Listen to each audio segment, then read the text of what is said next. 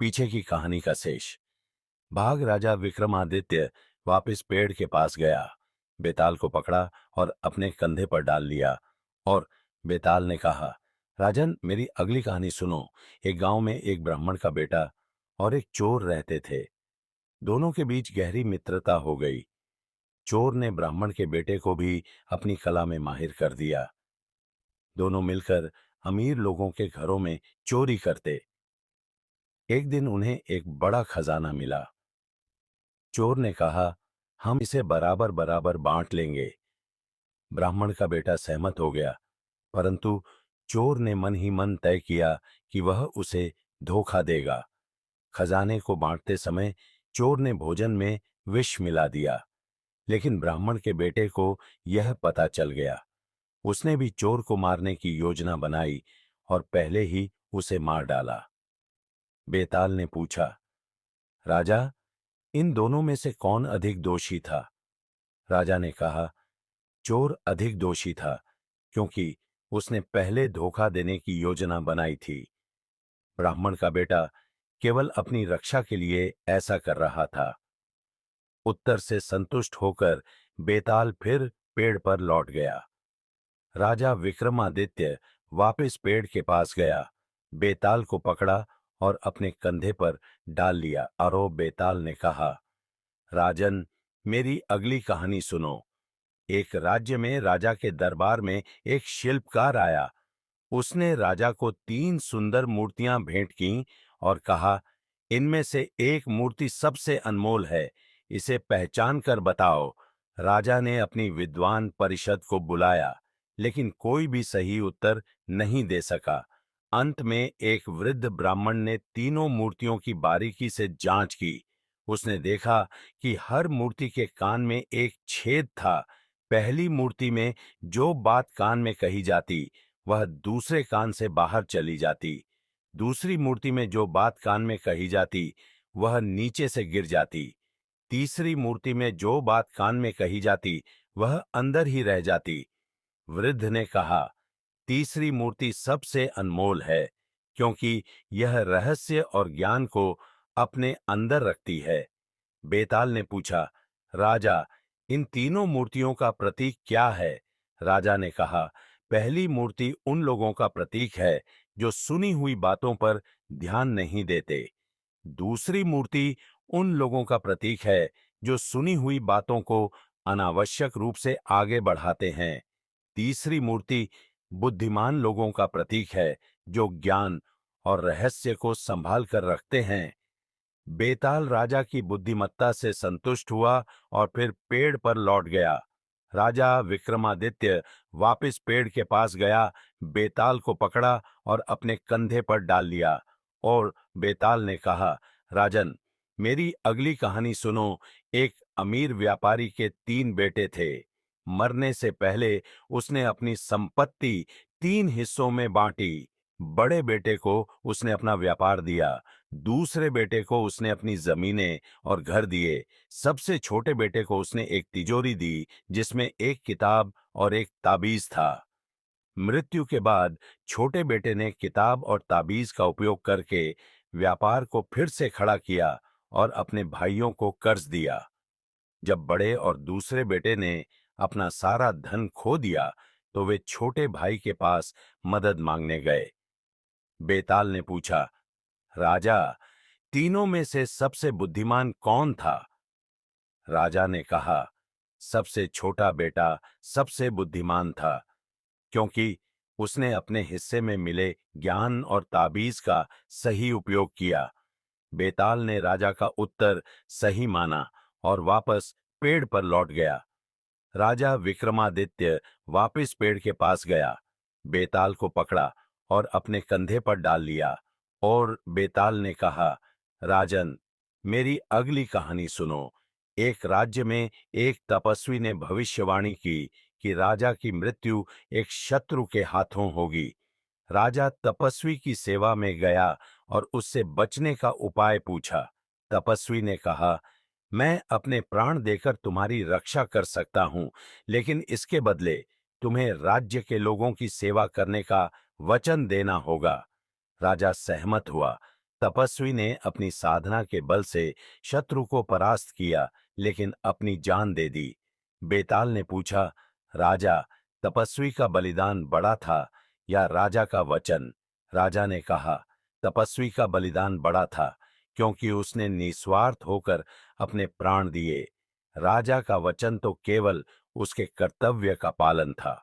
उत्तर से संतुष्ट होकर बेताल फिर पेड़ पर लौट गया। राजा विक्रमादित्य वापस पेड़ के पास गया, बेताल को पकड़ा और अपने कंधे पर डाल लिया। और बेताल ने कहा, राजन, मेरी अगली कहानी सुगया। चार भाइयों ने अलग अलग कला सीखने का निश्चय किया। पहले भाई ने कला सीखी कि वह किसी मृत जानवर का कंकाल बना सकता है।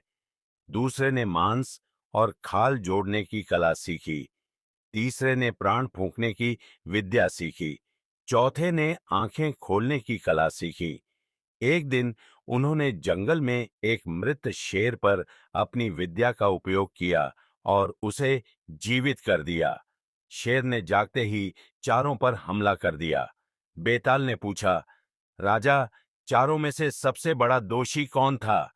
राजा ने कहा, तीसरा भाई सबसे दोषी था, क्योंकि उसने प्राण फूंककर एक खतरनाक शेर को जीवित किया। बेताल ने उत्तर सही माना और वापस पेड़ पर लौट गया। राजा विक्रमादित्य वापस पेड़ के पास गया, बेताल को पकड़ा और अपने कंधे पर डाल लिया। और बेताल ने कहा, राजन, मेरी अगली कहानी सुनो। एक बार एक राजा ने अपनी बेटी के विवाह के लिए शर्त रखी कि जो भी राजकुमार उसकी पहेली का उत्तर देगा, वही उससे विवाह करेगा। राजकुमारी ने पहेली पूछी, ऐसा कौन सा कार्य है जो दिन और रात चलता है लेकिन कभी पूरा नहीं होता? कई राजकुमार असफल रहे, लेकिन अंत में एक बुद्धिमान राजकुमार ने सही उत्तर दिया, मनुष्य की इच्छाएं। राजकुमारी ने उस राजकुमार से विवाह किया। बेताल ने पूछा, राजा, राजकुमारी का सबसे बड़ा गुण क्या था? राजा ने कहा, राजकुमारी का सबसे बड़ा गुण उसकी बुद्धिमत्ता और अपने राज्य के लिए सही निर्णय लेने की क्षमता थी। बेताल ने उत्तर से प्रसन्न होकर पेड़ पर लौटने का निर्णय लिया। राजा विक्रमादित्य वापस पेड़ के पास गया, बेताल को पकड़ा और अपने कंधे पर डाल लिया। और हराज बेताल ने कहा, राजन, मेरी अगली कहानी सुनो। एक राजा की पुत्री अत्यंत सुंदर थी। तीन सूतार उससे विवाह करना चाहते थे। पहले सूतार ने एक अद्भुत पंखा बनाया जो गर्मी में ठंडक देता था। दूसरे ने एक गलीचा बनाया जो उड़ सकता था। तीसरे ने एक दर्पण बनाया जिसमें कहीं भी देखने की क्षमता थी। एक दिन राजकुमारी बीमार हो गई। तीनों सूतारों ने अपनी कृतियों का उपयोग करके उसकी जान बचाई। दर्पण ने बीमारी दिखाई, गलीचा उसे सही जगह ले गया, पंखे ने उसे ठंडक पहुंचाई। बेताल ने पूछा, राजा, राजकुमारी से किस सूतार को विवाह करना चाहिए? राजा ने कहा, दूसरे सूतार को, क्योंकि उसका गलीचा राजकुमारी को इलाज के लिए ले गया। यह सबसे बड़ा योगदान था। बेताल राजा के उत्तर से संतुष्ट होकर वापस पेड़ पर चला गया। राजा विक्रमादित्य वापस पेड़ के पास गया, बेताल को पकड़ा और अपने कंधे पर डाल लिया। और अब कहा, राजन, मेरी अगली कहानी सुनो। एक व्यापारी अपने मित्र के साथ व्यापार करने गया।